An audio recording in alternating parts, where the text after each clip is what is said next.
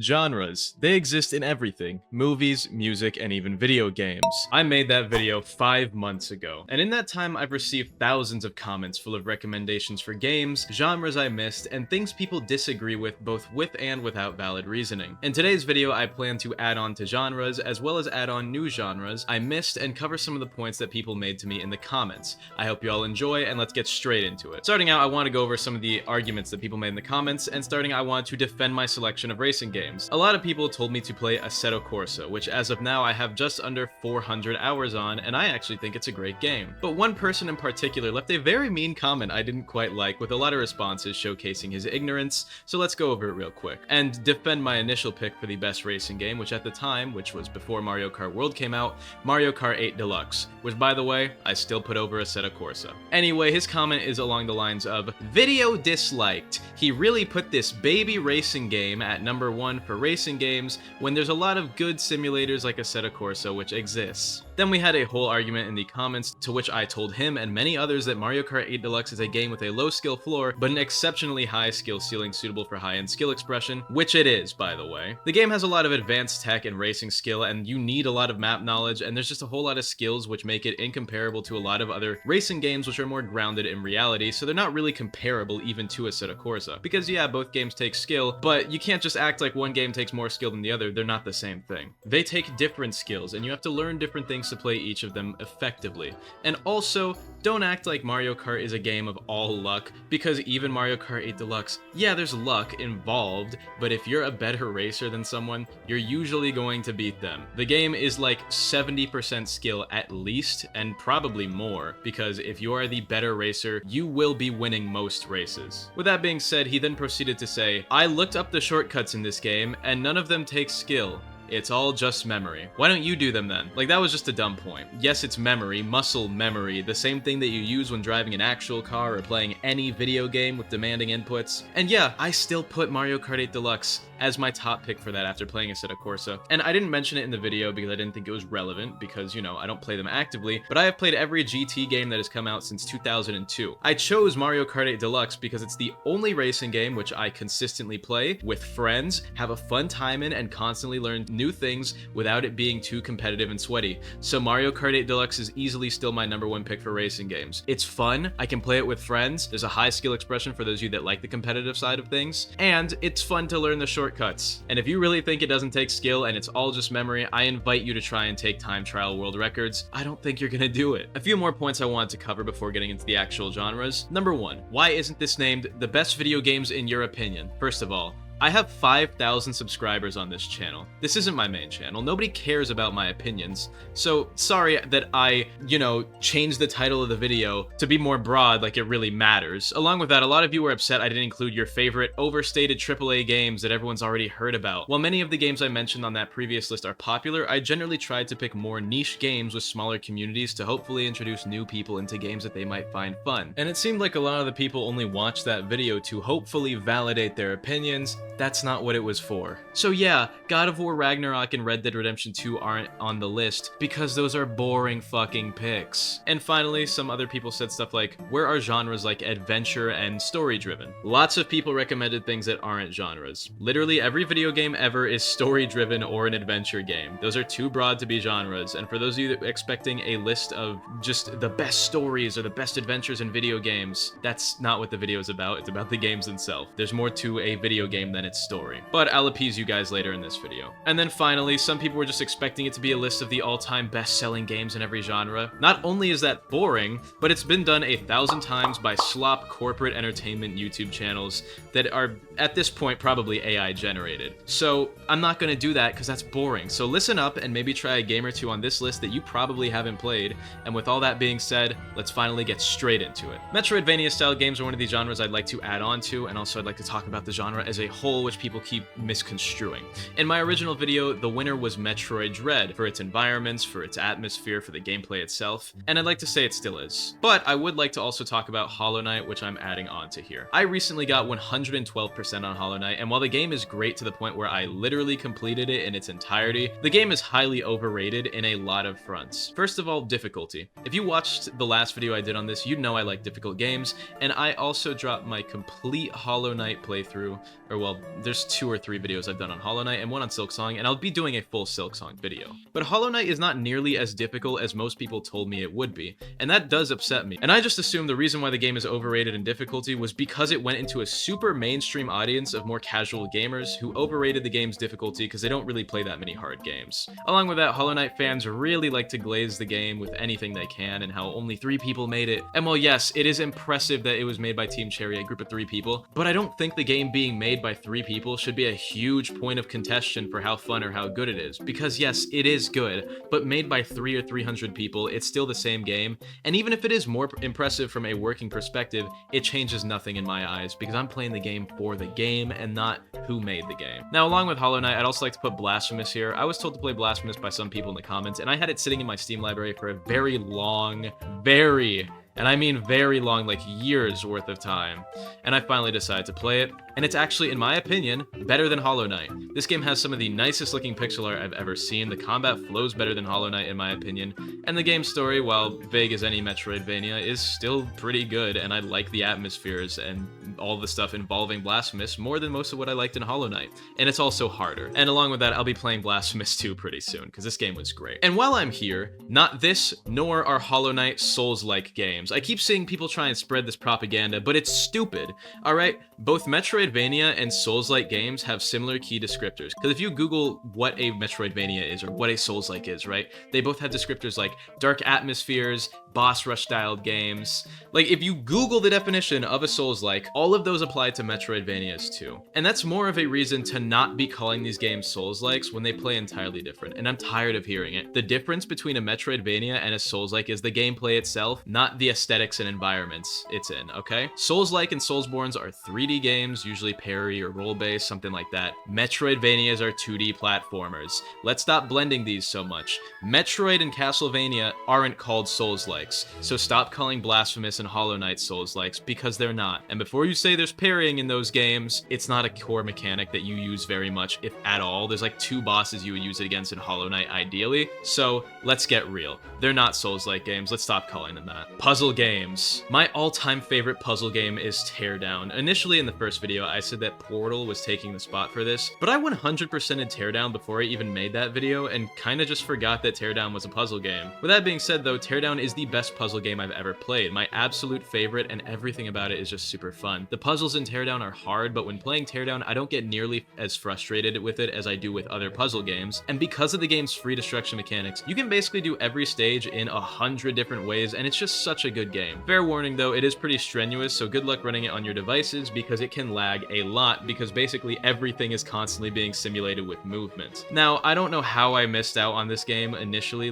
because I did the first video after having played Teardown like a year before that, and I just forgot that it was a puzzle game because it's genuinely so fun, and I don't experience most of the frustration that comes with puzzle games when I played this game, so I just completely forgot it was a puzzle game because I see puzzles, I think, oh, I hate that. But this game is so good. Genuinely 10 out of 10 game, one of my top 10 favorite games of all time. Next up, we have stealth games. My top picks for stealth games are going to be Metal Gear Solid Sons of Liberty and Assassin's Creed Unity. For reference, I played Metal Gear Solid 2 Sons of Liberty on a hacked PS Vita, and it is easily my favorite Metal Gear game out of the entire series, which, I mean, it gets a lot of critical acclaim, but I still think it's fairly underrated. Most people kind of just ride on 3, which at this point I've played all of them except for the recent Snake Eater remake, and I think it also has the best characters and writing out of all the Metal Gear Solid games for, you know, what they are, which is hype moments and aura, and it's just great as a whole. As for Assassin's Creed Unity, this is by far my favorite Assassin's Creed game, and my only complaint is that it's also one of the shortest Assassin's Creed games. I think this is honestly where they peaked with the Assassin's Creed franchise as far as gameplay and story, and it's just all really good. It has some of the shortest Abstergo scenes and some of the best supporting characters in the entire series, which it kind of makes up because the main character, Arno, is a bit on the weaker side of Assassin's Creed protagonists, but the supporting characters are all just really good in this game, and I like it quite a lot. Also, I would like to say, a lot of people were telling me that in my last video that I made on this topic, that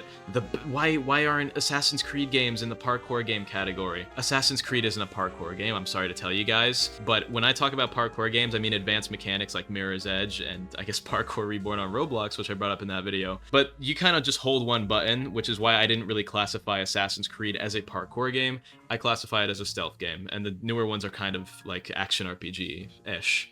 but it's fine. They're still great games. Horror games are another genre I forgot, and as a whole I quite love the genre, but not a whole lot of new horror games have been coming out that are actually good. So my top picks for horror games are going to be the Silent Hill 2 remake, Outlast 1, Resident Evil 2, and Signalis. The Silent Hill 2 remake is one of the better game remakes in recent times in my opinion. It stays faithful to the original, but it looks modern and plays better than the original because let's get real, the old PlayStation graphics and gameplay aren't good. I have to say the same thing about the Resident Evil 2 remake. Some people prefer the originals, but I'm not gonna lie, if you're under 30 years old, the remakes are a much more modern experience and are, in my opinion, more worth playing due to the better gameplay experience and aesthetics. You can hate on me for that, but I like modernity, okay? Along with that, I think that if the game looks better, it's scarier, which improves on the atmosphere a lot, and they just play better. Like, the old PlayStation stuff and the shooting mechanics in those are not good. Like, really, go back to those. It's not good. They kinda suck. The games are kinda just carried by the stories, and they were good for what they were at the time, but I think the remakes are actually better. Sorry if you don't share that opinion,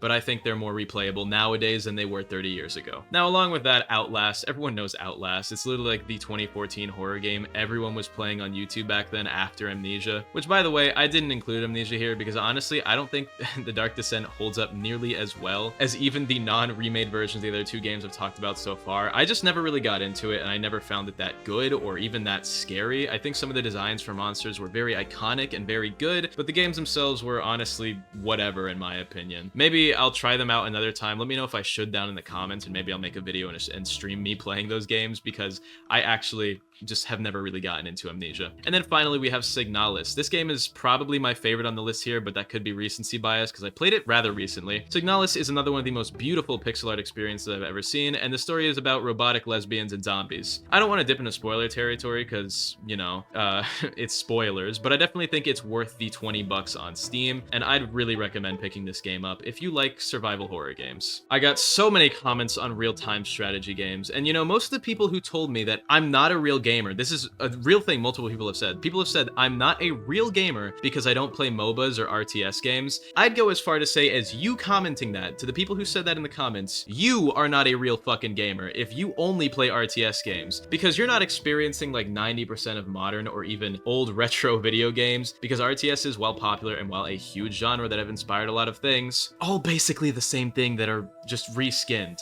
Like, you can't tell me Dota 2 and League of Legends aren't literally just the same games reskinned, because they are. Sure, the metas are different because there's different characters, but at their core, they are the same thing. And yeah, you could say that about different genres, but much more genres other than RTS and MOBA are much more flexible. Because look at the difference between things like Assetto Corsa and Mario Kart, and then look at the difference between Dota and League of Legends. Anyway, I went through the torture of playing both League of Legends and Dota 2 for a combined 740 hours or so, and I hate myself for it, and I hate both of these games even more than I thought I could. Regardless, I play top lane in both games. I prefer Dota 2, and in Dota 2 I play Viper, and in League of Legends I play Dr. Mundo. And I will say this, if Dota 2 had Dr. Mundo in it, I would never play League of Legends ever again. And actually, I never will play League of Legends ever again. My pick for this list is Dota 2 for a variety of reasons, most of which involving Riot Games as a company and the communities that their games foster. I hate Riot. I hate their monetization practices. I hate the communities that the games foster. They're just so annoying. And I hate getting banned for saying fuck me in all chat. Meanwhile, my stupid fucking e-boy jungler who's talking in a deep voice trying to impress our e-girl doesn't know how to gank and is trying to contest top lane with me for some fucking reason. And then I feel like it would have been better to just queue with complete randoms instead of going into a Discord server to try and find a stack I could communicate with. I'm sorry, I'm getting angry. Regardless, both of these games are miserable, but at least Dota lets you sell your skins. If Corporate Mundo weren't the best skin in the entirety of both games, I wouldn't have even touched League, but I keep seeing like Dr. Mundo edits, and I just had to buy the skin and play the game. But yeah, after playing too much MOBAs, I hate this genre even more. But if you ask any League player what their least favorite game is, they'll probably still say League of Legends. And for those of you wondering, I ended up hitting Platinum 2 in League of Legends, and I reached the Crusader rank in Dota 2, which isn't that good, but I did play more League than Dota, so you know. Story-driven games are not a genre. Regardless, because so many people commented on it, I will be covering the games with the best stories rather than the games themselves, because literally every video game in existence is story-driven. Anyway, the best stories I've ever played in video games are going to be Red Dead Redemption 2, boring pick I know, Cyberpunk 2077. Boring pick, I know. And Detroit Become Human. Boring pick, I know. And then The Last of Us 1, but not 2, which I'll talk about in detail. Red Dead Redemption 2 is such an obvious pick, so is Cyberpunk, and I already talked about Cyberpunk in the first video in my action RPG section. As for Detroit Become Human, less people have played this game, even though it is still wildly popular. I really love this game. The characters are super well written. Clancy Brown is always a welcome addition to anything. He's one of my favorite actors. And everything about this game's story and the freedoms it gives you to do basically anything are just really fun. I enjoyed every second of this cutscene simulator. But the real outlier here is going to be The Last of Us, which I'm choosing the first but not the second game for. The first game and the second game have a few problems, both of which could be improved upon with some simple changes, right? For reference, I played my first playthrough on both games on the hardest difficulty and beat both of them like that, on the grounded difficulty. I beat both games, hardest difficulty, first playthrough, because I just like hard games, right? Now, the first game has one issue that I could really find, and that's the melee combat. It is atrociously bad and terribly unforgiving to the point where if you don't have a weapon, you get sucked into an infinite vortex of death against any melee enemy because you can barely counter and dodge, and the timing is like kind of random and super tight anyway. It only took them until the second game to add dodging, but the melee combat fixes and the gameplay fixes added with the second game actually make the gameplay of the second game way better. With that being said though, the first game's story is amazing and I really enjoyed playing through it and getting attached to the characters. However, the second game's story, not so much. There will also be some spoilers, so please, if you want to avoid them, skip to the timestamp that's on screen right now. This will include spoilers for The Last of Us 2. Probably not 1 though. Alright, now into the spoilers. The entire second game feels like it was made by someone who hated the first game, because while the gameplay is better, the story is awful and completely assassinates half the characters who are written to be certain ways throughout the story. First of all, Joel in the beginning of the second game is just made into an idiot. He just decides to trust a random group of 8 strangers who are fully armed and wearing body armor who look like they're part of some sort of clan that could rob them. So they fucking killed him, which is even worse when you look at the original promotional material for the game, which was heavily showing of Joel, who literally dies in the first 30 minutes of the game. And they did this on purpose because they knew people wanted Joel in the second game, so they advertised him a lot to build the hype to kill him off in the first half hour. Then you go on this whole revenge mission as Ellie, and you're not too upset after the initial shock, right? Because you're getting your revenge. But then right as you get near the end of Ellie's journey, you're catapulted into the shoes of Abby, the girl who just fucking killed Joel, who you're going out of your way to kill. Why would I want to play as Abby? Like, look, letting us be Abby in the beginning is fine, because it majorly subverts your expectations and makes Joel's death even more shocking. So I think that was actually a really well done segment that really pulls on the heartstrings well, right? But making us play as her beyond that sucks, and they're trying to make me care about her story when I don't like her as a character, and all the characters around her are annoying and I don't want to be around them because Abby's supporting cast is just awful. And then when you reach the end of the game, Ellie lets her live. For some reason, Ellie lets her live. They basically made this entire game just to set up for a third game, which is why they let Abby live, because realistically, she should have died and they should have ended the series here. Which, by the way, if I'm Ellie, even if I think she's justified for killing Joel, I'm still shooting her in the head for biting my finger off. Anyway, that's all. Second game's story was just awful towards the second half of the game. The first half was alright, and then the second half just goes straight downhill, and I just can't respect it from there. So I'm actually not even hyped for The Last of Us 3 because I just know that the second game was made to set up a third game story for money. Someone told me I forgot simulator games, so here we are. My top picks for simulator games. Well, my top pick is going to be Power Washing Simulator, and that's it. I'm not gonna lie, I know I have to put something in for every genre, and I can't make everyone happy, but realistically, do that many people play that many simulator games for this to be a super large category? Some people play farming simulators, some people play chore simulators because they can't be asked to do manual labor in real life, some people play flight simulators and stuff like that. Power Washing Simulator is at least somewhat satisfying, so it takes my number 1 pick here because I can play it whenever I'm bored. Now, for reference, I didn't really get into simulator games too much for this video. I looked into some of them, but the only experience other than Power Washing Simulator I have is when I was in high school, there was this guy, let's call him Benjamin. I'm gonna call him Benjamin. Anyway, Benjamin, pretty autistic. Like this isn't even like offensive. He would hyper fixate on planes, and I was friends with him, and he would bring his laptop to school, and one day during a lunch period, I would just sit next to him, and for 40 minutes, I just watched him play a flight simulator where he turned on the autopilot while simulating a 10-hour flight and stared at it. I'm not even joking. He did the launch. It was like, oh, that's pretty cool. That's realistic too. Oh, that's awesome. And then he turned the autopilot on, and because he was simulating a 10-hour flight, he stared at his computer screen for 30 minutes before pausing it and then proceeding to, I assume, continue to just stare at it in other class periods because it was a 10-hour flight he was simulating where all he did was turn on the autopilot. So, sorry for not putting a lot here, but simulator games just aren't for me. And finally, platformers. Initially, in the first video, I didn't include Mario Galaxy 1 or 2 because I actually very much prefer Mario Sunshine,